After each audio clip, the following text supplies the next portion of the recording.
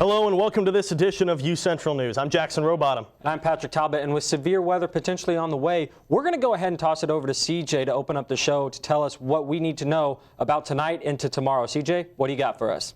That's right, Patrick. We definitely do have a very good chance of severe storms going into tomorrow. However, for tonight, it's going to be pretty nice here in Edmond, actually. Sitting here at about 68 degrees under overcast conditions. Now, the winds are blowing at east at about 15 miles per hour, but we could see some gusts of about 25 to 30 with those winds as well. The humidity, too, is sitting at 55%, so not too humid. However, we are going to see that rapidly spike up as we go into this evening. And here in Edmond, feeling like it is 72 outside. So overall, a very warm day, a little cloudy outside, but overall pretty warm and nice outside. Let's go ahead and take a look at this graph right here. I want to show you guys, this is what we're going to see for tomorrow's severe weather. And as you can see, starting here from South Texas all the way up into Iowa, that is going to be a very enhanced risk for severe storms. That's where we're going to see that dry line hit with the humidity, and the conditions are going to be pretty good for severe storms to form with that. So we will definitely be keeping an eye on those storms going into tomorrow. Let's go ahead and take a look at our weather headlines coming up for this week. This evening, we do have a very big fire risk with those winds and dry air that are sticking around. So the risk for wildfires is going to stick around as well. And going into tomorrow, we do have an enhanced risk for severe storms. Those storms could produce tornadoes, damaging winds, and up to tennis ball size hail. So we will definitely be keeping a close eye on that here at UCentral. And then going into the next week, we are going to see the temperatures start to steadily rise up into the 80s and low 70s as well. So it's definitely going to start feeling a lot more like spring here in Oklahoma. Guys, that's all I have for weather right now. I'm going to toss it back to Patrick and Jackson. Thanks, CJ. And this just in, the Board of Regents just released an official statement regarding the current protest moments ago. The statement was in response to the UCO budget planning process. The Regents stand in solidarity with President Nuhold Ravi-Kumar, saying her and her team are working to find stability. And UCO will continue to see student-led protesters organizing events throughout this week. And this follows last week's series of protests regarding the budget crisis on campus. Today, students protested by writing their grievances in chalk along the sidewalks. And UCentral's Shannon Schwal was on the scene for an update on all the protesting events to follow this week. Here's what he found. If you've been walking around campus today, chances are you might have come across these flyers that I have right here. Following the RIP UCO 40 protests from last week, the organizers have hosted more events all week to spread awareness and show students' dissatisfactions for the actions of the current administration. For the entire day today, students can grab some chalk and write their grievances on pavement throughout campus. On Tuesday, get dressed in teal to promote awareness for sexual assault. On Wednesday, 12 to 1, students will gather at the clock tower and march to Old North. Thursday will be Faculty and Staff Appreciation Day. So bring some gifts and letters to show your appreciation to all faculty and staff. And lastly, on Friday, students will be ringing the graduation bell for all the faculty that were affected. Reporting from the campus of UCO, I'm Shannon Chua, UCentral News. Thank you, Shannon. And many international students have a lot to say with the recent events here at UCO. UCentral's Joseph Morales talked to students about the financial situation. Take a look. International students at UCO pay more than $10,000 in tuition every semester. With the recent cases of non-transparent leadership from UCO officials, budget mismanagement, and increased tuition for UCO students, we talked to some of them, and this is what they had to say. I have been hearing, I have been reading about that there is going to be an increase in the tuition of international students. I definitely don't think that it's the best thing for us. This is something that's affected the global economy, and this is not something that's restricted to our university. This is something that's happening on a global scale. So in terms of the tuition hikes, honestly, I feel for the president because she's in a tough spot. Right now, we are on the post-COVID time, and even COVID is rising, we don't know, so pretty much it is affecting everyone, so I don't think that's a good idea. even for the Americans as well as the international students. From an international student perspective, UCO's administration should consider a better way to handle the crisis. In Edmond, Joseph Morales, UCentral News. And all of the information you need to know can be found right here in these flyers. That's right, and several of these were distributed all over campus today. And the flyer includes a list of student-led events leading up to Friday. It even includes the contact information for the RIP UCO 40 protest group. And now for an update on the situation in Ukraine. Ukraine's president says the country is, quote, ready for a major Russian offensive east of the country as he accused Moscow of lying to deflect the blame for war. Russia has appointed a new general to direct war efforts after troops failed to take Kyiv. 9 evacuation corridors planned to use Sunday as the death toll rose from a Russian missile strike last week on a train station packed with refugees. And the UCO Department of Political Science will be hosting a panel discussion about the appointment of Judge Ketanji Brown Jackson to the Supreme Court. The panel begins tonight at 7 p.m. and you can attend either in person to the Liberal Arts Building's lecture hall or via Zoom. Don't miss out on the important information discussion. And beginning Wednesday, a section of Sooner Road will be closed for construction. This project will be installing a larger interceptor to be able to process sewage water for the area. Motorists are encouraged to find an alternative route around Sooner Road between Coffee Creek Road and Covell Road. Construction will last about a week depending on the weather. And the International House hosted a unique event at the Quad this past week, but the IH is concerned that not enough attention is being paid to event awareness. I went down to the International House to talk with one of their members, Aya Iwamoto, to learn more. With a new month of April comes a new wave of events on campus, including recently the Japanese cooking event at the Quad by the International House. It was Japanese food, like a learning event, and then we had a chopstick challenge to learn how to hold the chopsticks, and then after that we made like a onigiri and a miso soup and then tamago yaki. It's a egg roll, like an omelet, Japanese omelet. Learning about making and appreciating the food was all well and good, but it wasn't the only thing on the International House's mind. Wants to share like Japanese food and then like give like Japanese food lecture, how to eat healthy. The event saw over 60 attendees come to the event, but still, they can't help but feel like the university could be doing more to attract people to events. Social media is very important and powerful, but at the same time, like I feel like by people to people, like tell and invite individually. Only time will tell if the university plans to improve their marketing and advertising of events on their campus. But in the meantime, students are encouraged to check their emails for more events on campus. From the University of Central Oklahoma, I'm Jackson Rowbottom, UCentral News. And when we come back, we're going to take a look at more detailed report on the weather with CJ. Don't go anywhere.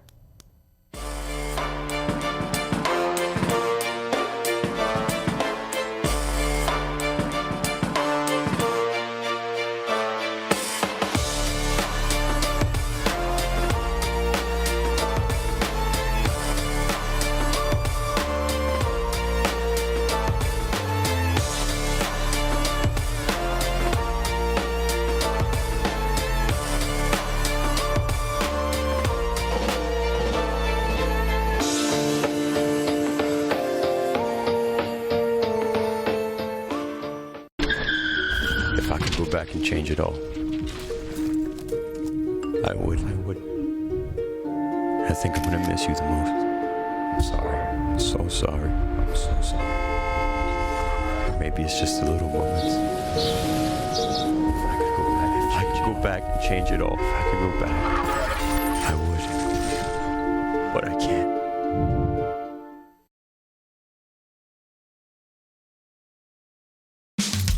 You can achieve a lot using your imagination. I mean, I don't like to brag, but... Wait, who's that? And why is she all over these achievement awards? But with STEM, the sky's the limit. Shaboom! Use STEM to envision... Okay, I'm seeing it. Yeah. Invent...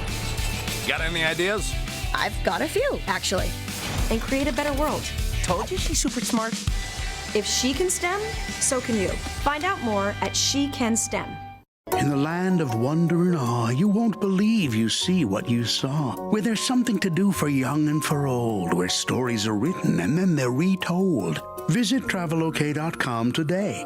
Come see for yourself and come out to play.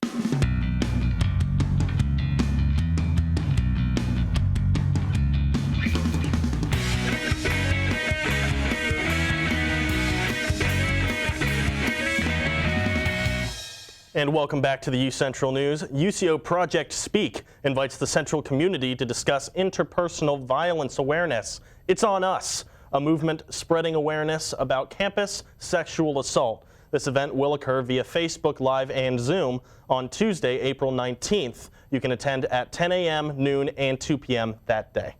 And with severe weather on the horizon, UCentral's Andrea Zuniga has some tips for you. Take a look.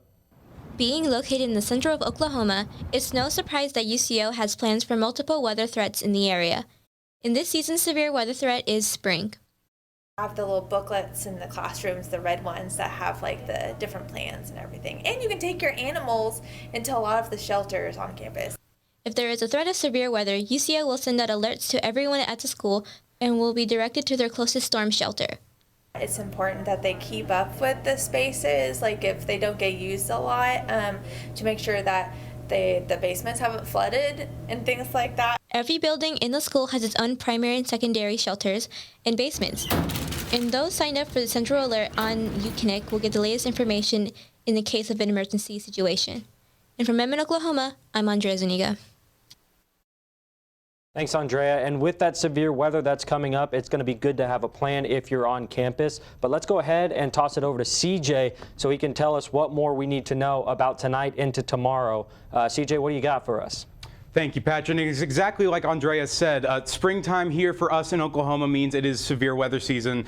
So we are going to see a lot of severe weather coming up in the next couple of weeks. Let's go ahead and take a look at our weather headlines coming up for this week, however. A big fire risk for this evening. That dry, warm air plus the wind is going to make the conditions for wildfires very great.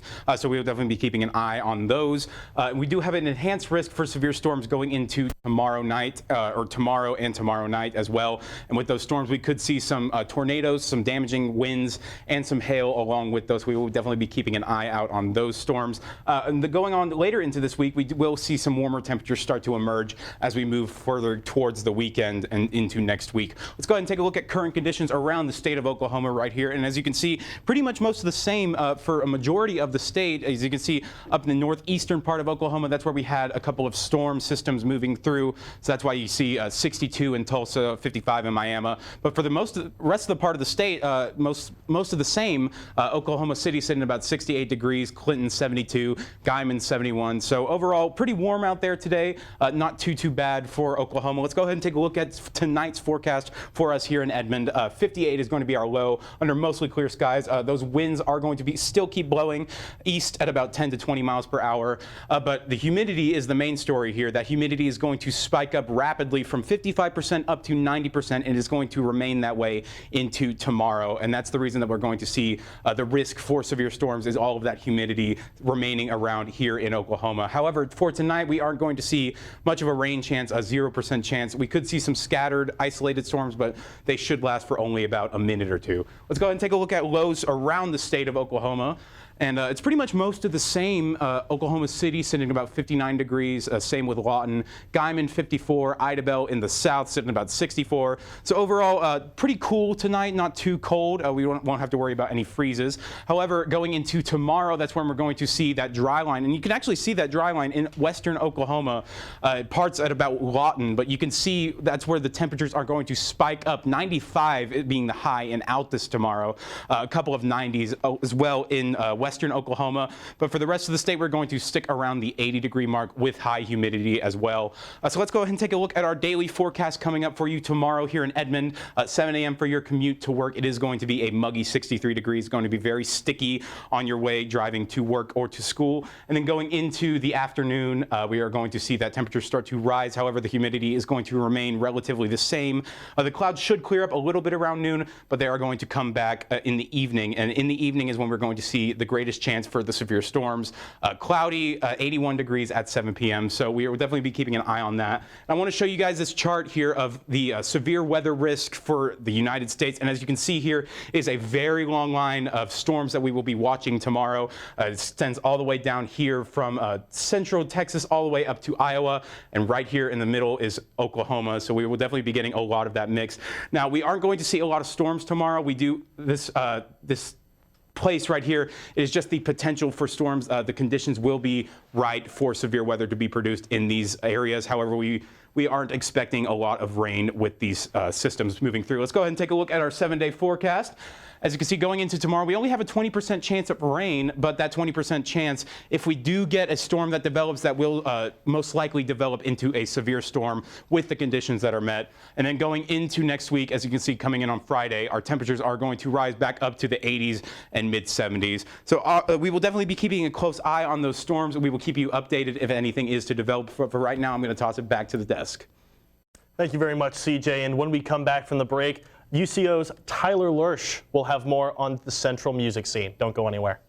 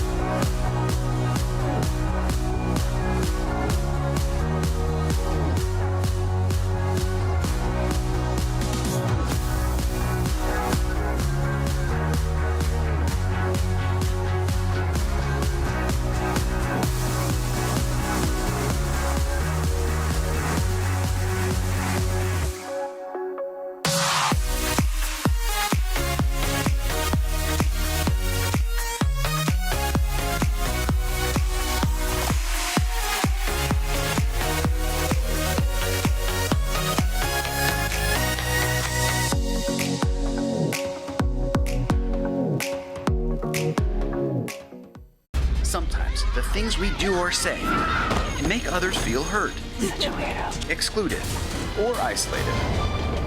Everything you say and do creates an impact. How am I supposed to save the whole world? You can't think about saving the world. You have to think about saving one person. Because of you, someone's entire life can change. You don't have to be a superhero to have a positive impact. Friends?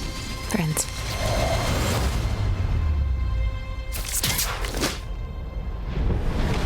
Hey, Bobo, do trees tell each other stories? I'm sorry. I'm afraid I don't know that. Hey, why don't we go find out? Listen. Do clouds take naps? I couldn't tell you. Dad, do stars visit their friends? Look!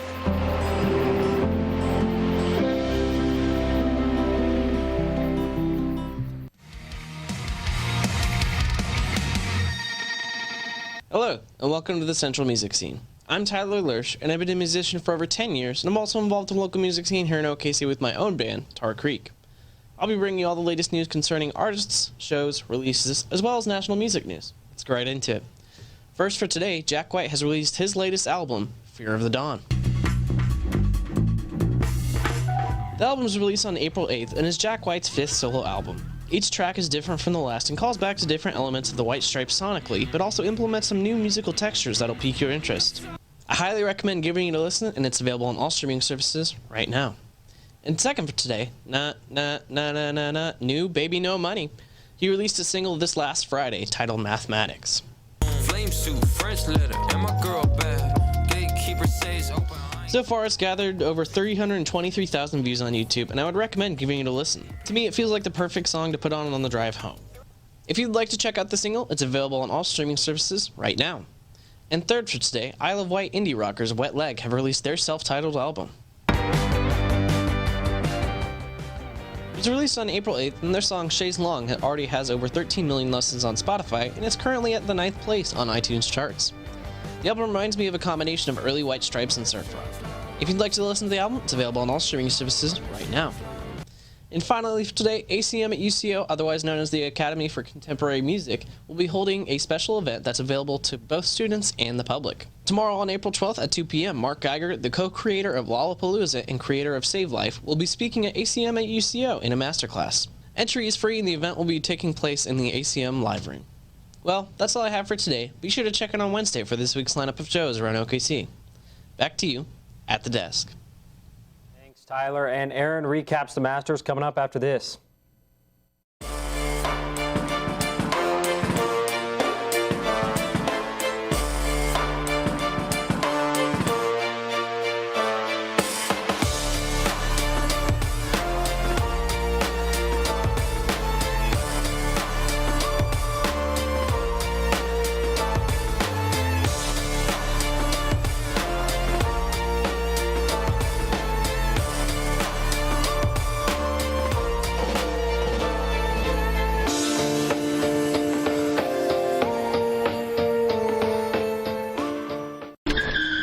If I could go back and change it all,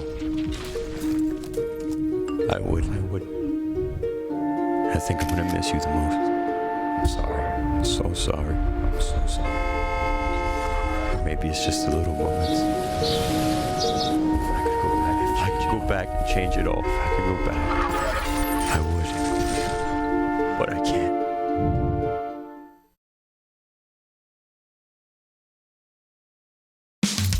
You can achieve a lot using your imagination. I mean, I don't like to brag, but wait, who's that? And why is she all over these achievement awards? But with STEM, the sky's the limit. Shaboom! Use STEM to envision. Okay, I'm seeing it. Yeah. Invent. Got any ideas? I've got a few, actually. And create a better world. Told you she's super smart. If she can STEM, so can you. Find out more at She Can STEM. In the land of wonder and awe, you won't believe you see what you saw. Where there's something to do for young and for old, where stories are written and then they're retold. Visit travelok.com today. Come see for yourself and come out to play.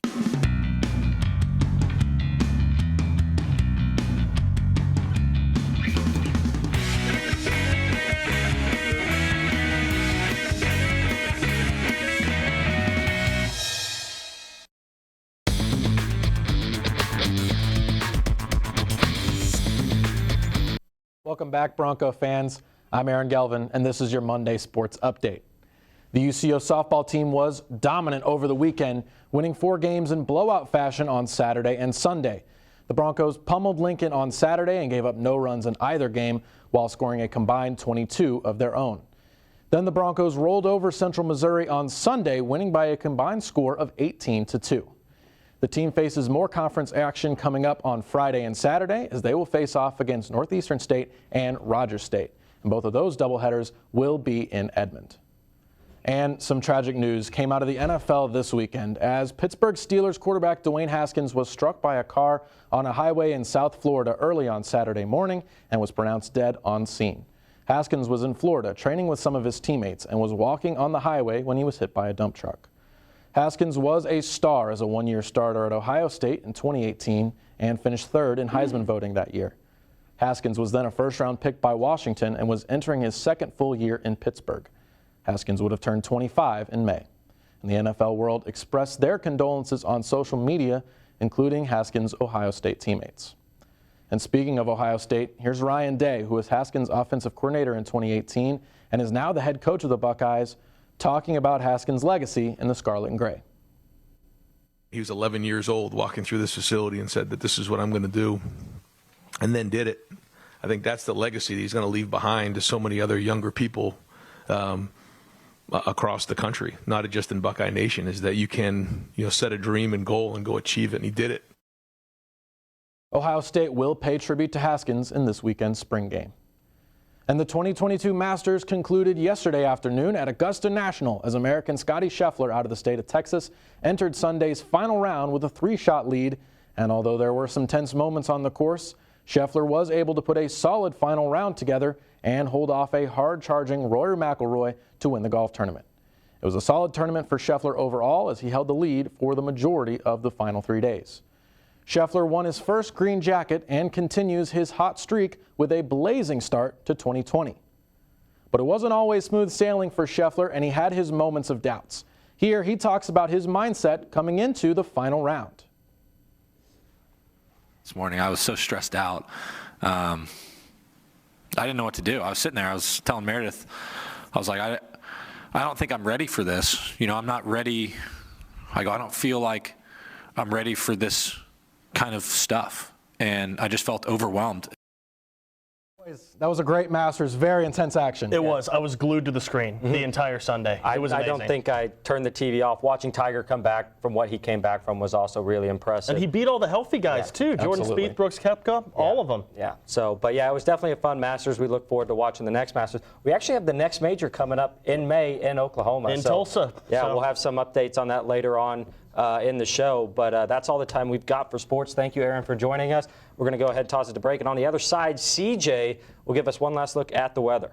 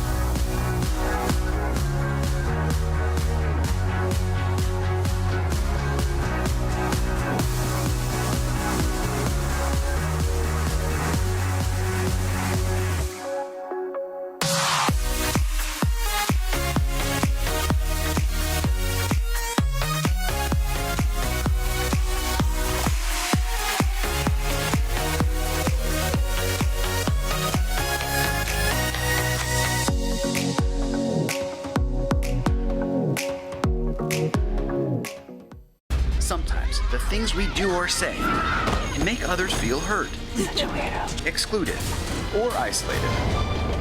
Everything you say and do creates an impact. How am I supposed to save the whole world? You can't think about saving the world. You have to think about saving one person. Because of you, someone's entire life can change. You don't have to be a superhero to have a positive impact. Friends? Friends.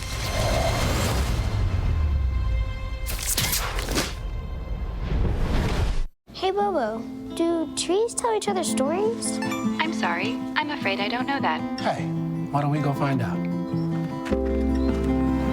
Listen. Do clouds take naps? I couldn't tell you. Dad, do stars visit their friends? Look!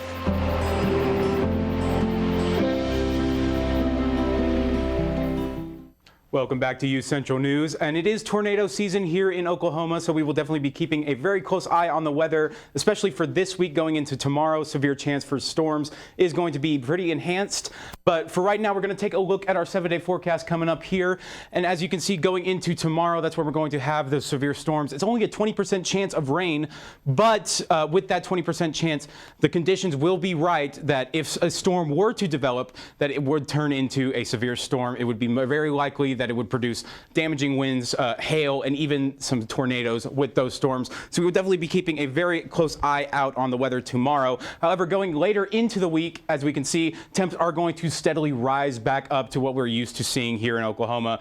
So Wednesday, 69, going to Thursday, 71. And then on the weekend, that's where we're going to see the warmth start to make its way back into Oklahoma. Friday sitting at 80 degrees, Saturday 75, and Sunday 71, respectively. So tomorrow, we are definitely going to be keeping a very close eye on those severe storms. If you have a plan in place, make sure that you know that plan. Make sure you have a safe place. Make sure that you know where your family is, where you're going to go if these storms were to turn severe, because it is definitely a very big possibility for tomorrow. That's all I have for weather right now. I'm going to toss it back to Jackson and Patrick at the desk.